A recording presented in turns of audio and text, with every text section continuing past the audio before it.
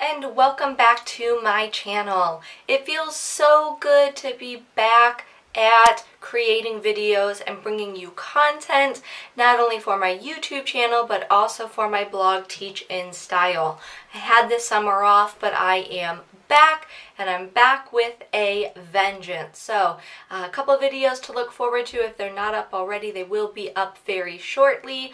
I have a new episode of Love It, Like It, or Loser.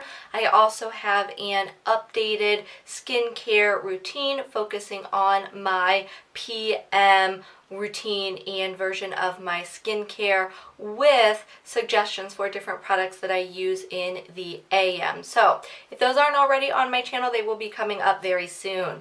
This video is a tutorial, and it's a tutorial on this look here. So what I've got going on is a medium brown sparkly eye look with some depth and drama, black lashes, black liner, black in the waterline, a sweet, delicate pink blush, followed with a transition into fall berry lip. If you like this look, please keep watching to see the steps and the products that I use to achieve it. I'm going to use the Fergie Take on the Day eyeshadow primer, and this is a nude colored eyeshadow primer. I'm going to put this on my lids and then allow this to dry. Using a large fluffy brush, this is the Sigma E40, and a skin-toned eyeshadow. This is Creme Brulee from Wet n Wild. I'm just going to set that eyeshadow primer. Otherwise, it would remain tacky. Generously applying that is going to give us a nice base to be able to work on and blend these shadows with that skin-toned eyeshadow as the powder base on top of that tacky eyeshadow primer. For today's eye look, I am going with a kind of deep, dark brown, shimmery, sparkly, smoky eye kind of look. What a good description, huh? So I'm going to go in with my transition crease color next, which is going to be a light brown. I'm using the Bella Cafe. It is a Milani eyeshadow, and that's going to be my transition or my crease color. Blending is extremely important. In between each step, I do go back and blend. Here I am blending that transition color using my Sigma E40 blending brush just to make sure that this is smooth and there are no harsh lines. I want it to appear and disappear seamlessly. And blending, blending, blending is the key to making that happen.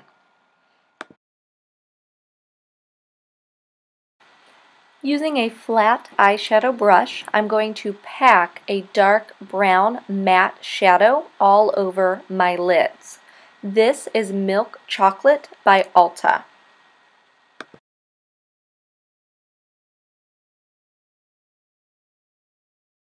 I'm going to go back in using the same fluffy brush, the Sigma E25, and a medium brown sparkly shadow.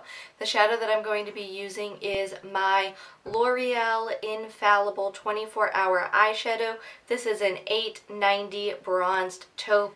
I'm concentrating this color on the outer portion of my eyelid, but I am taking it all across the lid, even on the inner corner.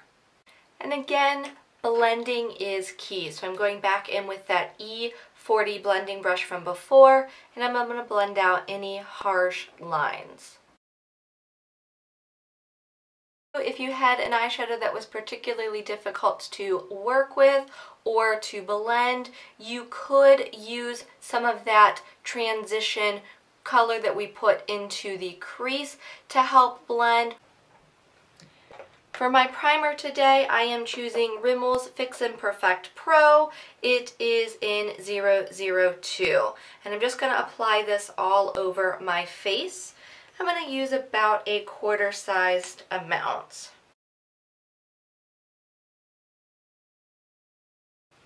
I'm going to use my Holy Grail foundation, which is my Estee Lauder Double Wear.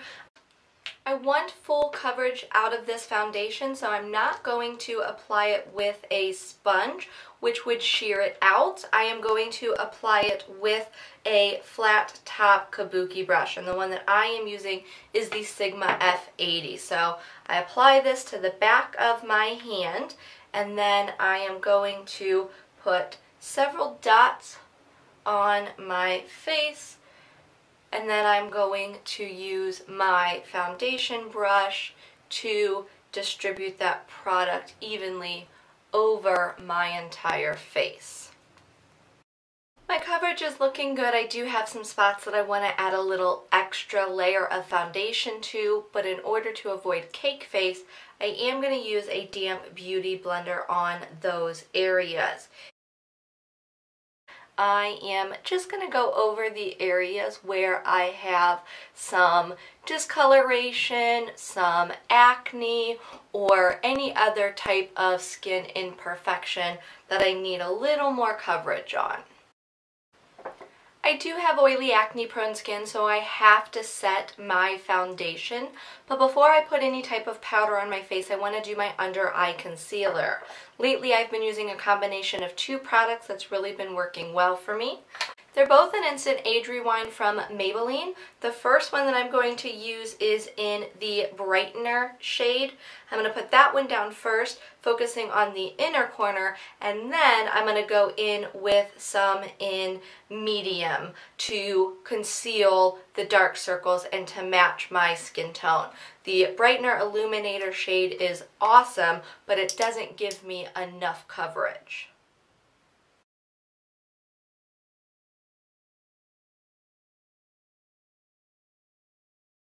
Do some of that in the inner corner again, and then the medium shade.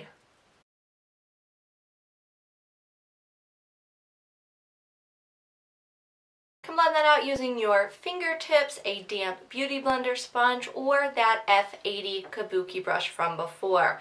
I'm actually going to use a combination of all three. Then I will switch over to my damp beauty blender. Setting my under eye concealer is a must for me, and I'm going to use the Banana Yellow shade in my Anastasia contour kit and just this fluffy brush. I also need to set my foundation, and my favorite setting powder is the Rimmel Stay Matte in Silky Beige 005. I'm going to use an ELF large powder brush to dust some of that over my entire face, focusing mainly on my T-zone. For my brows, I'm going to use my Maybelline Brow Drama in Soft Brown. This is a great product because it not only is tinted to darken and define my brows, but it's also a gel to help keep those hairs in place, and it makes it very simple. I start on the middle to deposit the product. I want my brows to be darkest on the tail, and I want them to be lighter in the front portion. So I want to put the brush on this middle part here right by the arch, and then to the tail to get most of the product, and then just a bit on the front of it. For mascara, I have really been loving Ulta's Voluptuous Volume Mascara. This is in Jet Black, and I just put 2 coats of that on my upper lashes and 1 coat on my lower lashes. I'm going to do some eyeshadow on the lower lashes before I put the mascara on though. That's 1 coat of mascara. I'm going to highlight my brow bone before I do the second coat of mascara. I'm going to go back to my Anastasia contour kit, and I'm going to use this shimmery shade here. This is Sand. And I'm going to use the other end of that brush that I used to set my under eye concealer and highlight my brow bone. I want to give some definition to my lower lash line, so I'm going to use a pencil brush and that Milani eyeshadow that we used as our crease or transition color earlier. And I'm just going to run that underneath of there. The eyes are done, so I'd like to finish up the face now. I'm going to do some contouring using that Anastasia contour kit. I am going to use this shade here, in the center. On the other end of that pencil brush is this brush here, and that's what I'm going to use to apply this contour powder just in the hollows of my cheeks. So I'm going to make the fishy face and put that powder right there.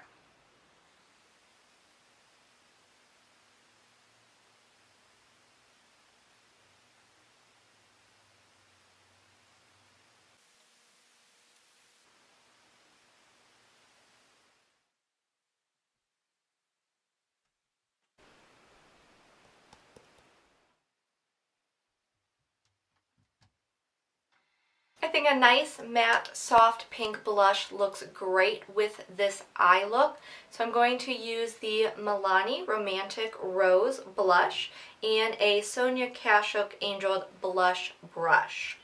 Lips are the last step, and I am going to use Jordana Cosmetics Easy Liner for Lips in Baby Berry. So I'm just going to line my natural lip line, fill in my lips, and then put that Wet n Wild Vicious varnish on top. This is in the color Epic.